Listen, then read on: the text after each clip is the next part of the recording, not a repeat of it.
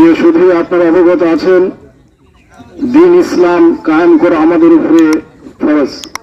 মহান আল্লাহ তাআলার পক্ষ থেকে আমাদের জন্য একমাত্র জীবন বিধান হল Islam. Islam is the absolute code of life. ইসলামের বিপরীতে পৃথিবীতে যত মত এবং পথ রয়েছে সমস্ত কিছুকে আল্লাহ তাআলা হারাম ঘোষণা করেছেন। আল্লাহ তাআলা পবিত্র আল কোরআনের সূরা আল মায়দায় আল্লাহ তাআলা ঘোষণা করেছেন, আল-ইয়াওমা আকমালতু লাকুম দীনাকুম ওয়া আতমামতু আলাইকুম নি'মাতি ওয়া রাদিতু লাকুমুল ইসলাম দীনা। আজকের এই দিনে তোমাদের জন্য দিন ইসলামকে আমি পরিপূর্ণ করলাম এবং আমার নিয়ামতকে আমি পরিপূর্ণ করলাম এবং দিন ইসলামের উপরে আমি রাজি হয়ে গেলাম। সুতরাং এই ঘোষণার পরে পৃথিবীতে যত মত এবং পথ রয়েছে সমস্ত মতকে আল্লাহ তাআলা হারাম ঘোষণা করছে। সুতরাং আমাদেরকে দিন ইসলামকে প্রতিষ্ঠা করার লক্ষ্যে কাজ করে যেতে হবে।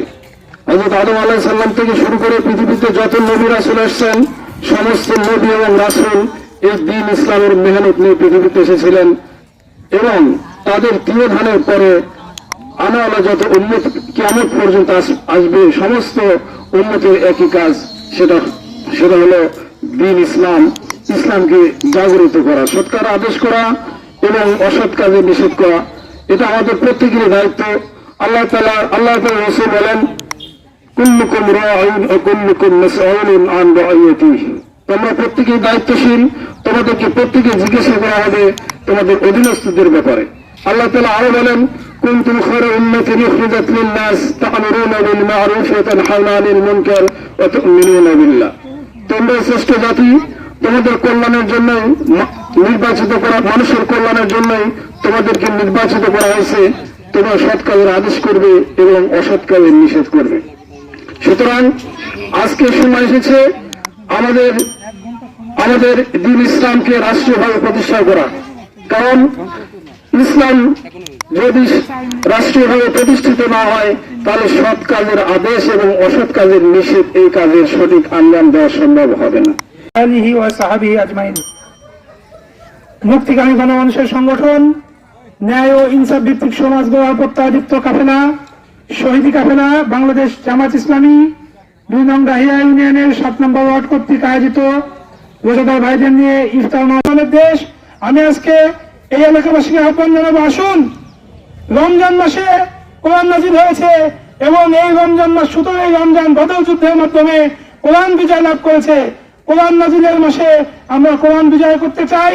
কোরআন শুধু এই রমজান মাসেই পালন করে আমরা ক্ষান্ত হব না, এই কোরআনকে আমরা আগামী 11টি মাসকে আল্লাহর শুকরিয়া আদায় করার ক্ষেত্রে আল্লাহ তাকে স্মরণ করে দিচ্ছে। সূরা আনামের ২৬ নম্বর আয়াত আল্লাহ বলছেন, ওয়াজকুরুন, হে বাংলাদেশের মুসলমানেরা তোমরা স্মরণ করো, ইয আনতুম কলিল, এই তো কিছুদিন আগে তোমরা ছিলে সংখ্যায় কম, আর এই সংখ্যা কম থাকার কারণে মুস্তাদআফনা ফিল আরদ, তোমাদেরকে এমন অত্যাচার করে, নির্যাতন করে, হত্যা করে, গুম করে, ফাঁসি দিয়ে দুর্বল করে রাখার চেষ্টা করেছিল। তা খাফুন, এই অত্যাচারে এমন ভয়ে ভীত হয়ে গেলে মনে করেছিল আয়াত খাত্তাফুন নাস, তোমরা মনে করেছিলে এই বাতিল সরকার বাংলাদেশের এই বুক থেকে ইসলাম, মুসলমান, ইসলামী দলগুলোকে চিরতরে জন্য নিশ্চিত করে দেবেন। আল্লাহ বলছেন, ফাওয়াকুম, হে বাংলাদেশের মুসলমানেরা আমি আল্লাহ তোমাদেরকে আশ্রয় দিলাম, ওয়াইদিকুম, আমি তোমাদের শক্তি বৃদ্ধি করে দিলাম, বিনাসরিহি, এই বাতিল সরকারের পতনের মাধ্যমে। সম্মানিত ভাইয়েরা, আমরা ওই আল্লাহ দেবা আবারও শুকরিয়া আদায় করছি, আলহামদুলিল্লাহ। রাসূলের প্রতি দরুদ এবং সালাম পেশ করছি। সবাই বলি সাল্লাল্লাহু আলাইহি ওয়াসাল্লাম। সম্মানিত রোজাদার ভাইয়েরা, এত বড় গুরুত্ব আমল আল্লাহ রাসূল সাল্লাল্লাহু আলাইহি ওয়াসাল্লাম দীর্ঘ 13 বছর ধরে মক্কায় ছিলেন, তখন কেন নাযিল করলেন না? ঠিক কিনা বলেন? সম্মানিত ভাইয়েরা আমার, এই ইতিহাসটিকে একটু আপনাদের কাছে বলে আমি শেষ করতে চাচ্ছি।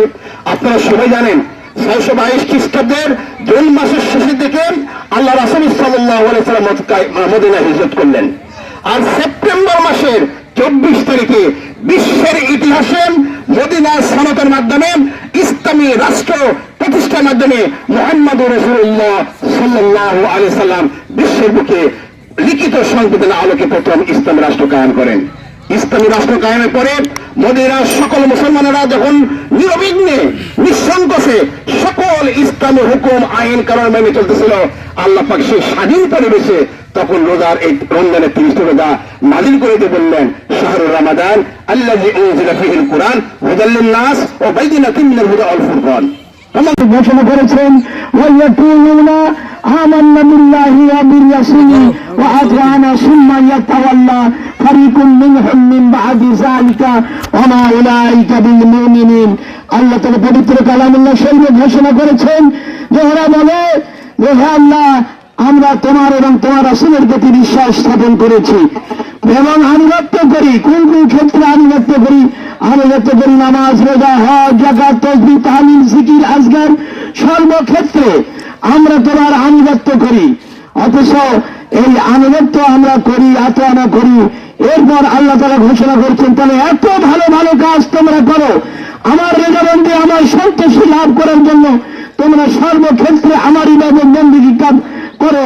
সুতরাং তোমাদের মাধ্যমে এখন একটি ভালো কাজ, ফরজ কাজ, যে কাজের হুকুম ইতিপূর্বে আমি দিয়েছি, সেই হুকুম যে আল্লাহর জমিনে আল্লাহর আইন প্রতিষ্ঠিত করতে হবে। সেই আল্লাহর আইন, আল্লাহর আইন এবং সরকারি শাসন প্রতিষ্ঠা করতে হলে আমাদের সর্বক্ষেত্রে কি করা হবে? কোরআন ও সুন্নাহর দ্বারা এই দেশ, এই পারিবারিক জীবন, সামাজিক জীবন, অর্থনৈতিক জীবন, ব্যক্তিগত জীবন এবং সর্বোপরি রাষ্ট্রীয় জীবন পরিচালনা করতে হবে। সুতরাং এইটা যখন তোমাদের কাছে এই হুকুম জারি করা হয়, তখনই তোমরা কি করো? তোমাদের মধ্যে একদল মুসলমান মুখ ফিরায় নেয়। মুখ ফিরে তারা কোন দিকে যায়? তারাই হলো এইসব মানুষ ইন্নাল্লাযীনা কাফারু সাদ্দু আন সাবিলিল্লাহ ওয়া ক্বাদ দাল্লু দালালান বাঈদা। ইন্নাল্লাযীনা কাফারু ওয়া যালামু লাম ইয়াকুনিল্লাহু লিয়াগফিরা লাহুম ওয়া লা লিয়াহদিয়াহুম তারিকা। আল্লাহ তাআলার ঘোষণা, এরাই হলো কুফরি, এরা সর্বমুহূর্তে কুফরি অবলম্বন করে। এই কুফরি অবলম্বন করে তারাই যারা আল্লাহর জমিনে আল্লাহর আইন প্রতিষ্ঠা করার জন্য বাধার সৃষ্টি করে এবং কোরআনের প্রকাশ্য বাস্তবতার জীবন ফিরে আসার পরেও এরা কি করে? কোরআনের বিরুদ্ধে আচরণ করে। সুতরাং এরা কখনো কোনো পথ, আল্লাহর সৎ পথ এরা কখনো পাবে না। সুতরাং আমরা জানি, আমরা বুঝি কোরআন দ্বারা যদি এই দেশ পরিচালনা করা যায় তাহলে অবশ্যই এই দেশে শান্তি শৃঙ্খলা ফিরে আসবে। ইতিপূর্বে আল্লাহ তাআলার ঘোষণা, ইতিপূর্বে আমরা 54 বৎসর ইতিহাসে আমরা দেখেছি এই দেশে বিভিন্ন সরকার, বিভিন্ন দল ক্ষমতা এসেছে, তারা এই দেশে কখনো নামাজের আইন এবং যাকাতের আইন এবং সৎ কামের আদেশ, অসৎ কামের নিষেধের আইন এরা পাশ করেনি। সুতরাং বাংলাদেশ জামাত ইসলামের পক্ষে দৃঢ় ঘোষণা যে আমরা বাংলাদেশ জামাত ইসলামের দ্বারা এবং অন্যান্য ইসলামী দলের সঙ্গে সম্পৃক্ততার মাধ্যমে এই দেশে ইসলামী শাসন কায়েম করতে চাই। আপনারা রাজি আছেন? যদি ইসলামী শাসন কায়েম হয় তাহলে আমরা এই দেশে কি করব? নামাজের আইন, যাকাতের আইন, সৎ কামের শাসন, অসৎ কামের নিষেধের আইন পাশ করব। আপনারা আসসালামু আলাইকুম ওয়া রাহমাতুল্লাহ। আল্লাহ রাব্বুল আলামিনের শুকরিয়া আদায় করছি যে তিনি আমাদেরকে একটি সুন্দর পরিবেশে এই প্রায় সন্ধ্যার আগে পবিত্র মুহূর্তে, যখন মানুষের বিভিন্ন দাবি দেওয়া আল্লাহ শোনেন, মানুষের কথা শোনেন, মানুষের মোনাজাত কবুল করে নেন, এমনি একটি পবিত্র মুহূর্তে আমরা আপনাদের সাথে একমত হতে পেরেছি। এই চলন বিলের বিভিন্ন ধরনের প্রত্যেক গ্রামে গ্রামে যে আইয়াবে জাহেলাত প্রচলিত আছে, যে মারামারি নিজেদের ভাইদের মধ্যে, গ্রামবাসীর মধ্যে সামান্য স্বার্থের জন্য, আমাকে খুব পীড়িত করে, আমাকে খুব ব্যথা দেয়। আমার প্রিয় গ্রাম বেড়াবাড়ি আজকে যেন একটি আইয়ামে জাহেলাতের একটি নিদর্শন হয়ে আছে।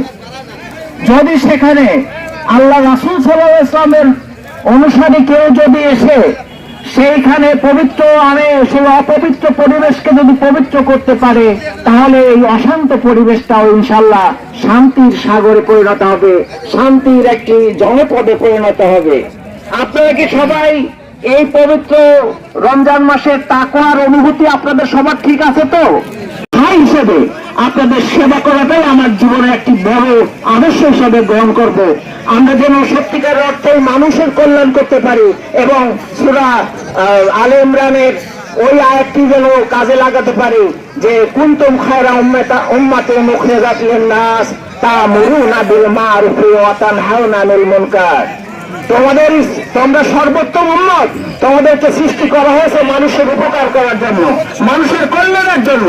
তোমরা সৎ কাজের আদেশ দেবে, অসৎ কাজ থেকে লোকদের বিরত রাখবে এবং আল্লাহর প্রতি কঠিন ভাবে দৃঢ়ভাবে আল্লাহর প্রতি ইমান পোষণ করবে। আসুন আল্লাহ আমাদের সবাইকে যেন সতত অবিচল থাকতে পারি। আমাদের আয়ুষ্কাল, আমাদের যতদিন হায়াত আছে, আমরা যেন ইসলামের প্রতি অবিচল থাকতে পারি এবং মৃত্যুর সময় যাতে ইমান সহকারে মৃত্যুবরণ করতে পারি। আমি এই সাথে তার দোয়া করি যাতে জান্নাতের মহাসমাবেশে আমরা যেন সবাই একসাথে আল্লাহর সামনে হাজির হতে পারি। আল্লাহ যেন সেই জান্নাতের সমাবেশে সবাইকে অংশগ্রহণ করা তৌফিক দেন। ওমা তৌফিক ইল্লা বিল্লাহ। আসসালামু আলাইকুম ওয়া রাহমাতুল্লাহ।